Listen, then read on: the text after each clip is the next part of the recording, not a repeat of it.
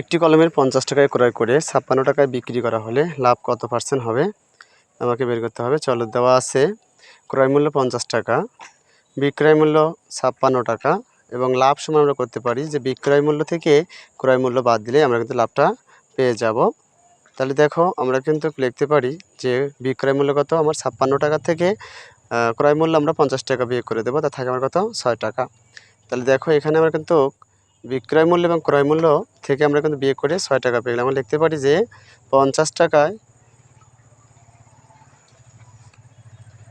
লাভ হয় কত টাকা, আমাদের 6 টাকা।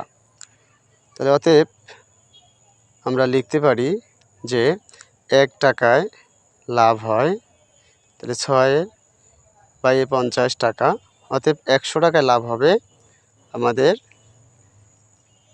6 গুণন 100 ডিভাইডেড হচ্ছে 50 টাকা। 50 দিয়ে 100কে কাটো, 50 দুগুণে 100, তাহলে অতএব আমরা লিখতে পারি 12 টাকা। উত্তর আমাদের 12% লাভ।